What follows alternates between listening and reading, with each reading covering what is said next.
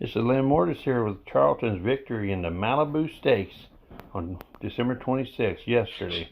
This race was billed as between the brothers of Nashville and Charlatan. They're both out of Spikestown, a super stud. Great horse in his own and really been coming up big on the offsprings lately. Nashville has been a superstar and probably still is, and been running great super races. Nashville went right to the front as expected, and I was really glad to see Charlatan go right with him. There was a lot of concern Charlatan wouldn't be able to keep up with him, and he flanked him the whole way.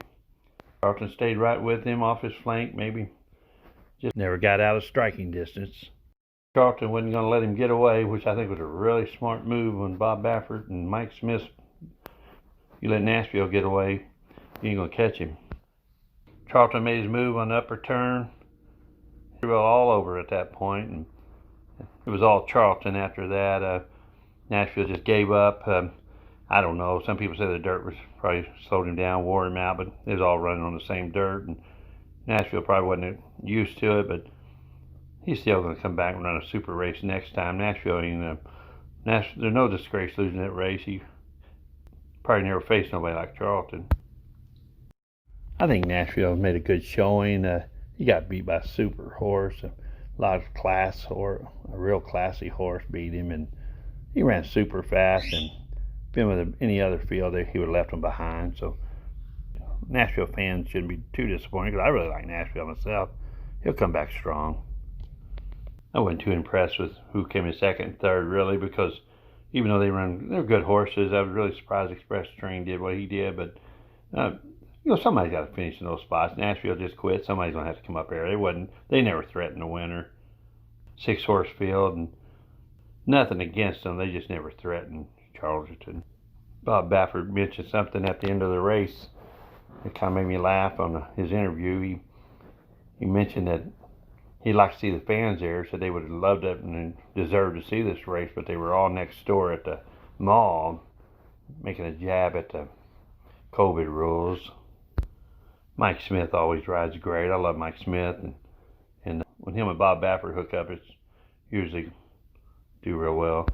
I'm not sure where Nashville will go from here. He'll go back west. He'll do good. He's a super horse, and he'll come back as a monster next race. Just won't be against Charlatan.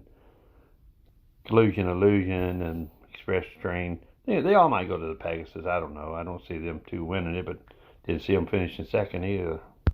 I was a little somewhat disappointed that Independence Hall didn't hit the board. I wasn't disappointed. I just thought if it broke down like it did, he would come up. He would do better.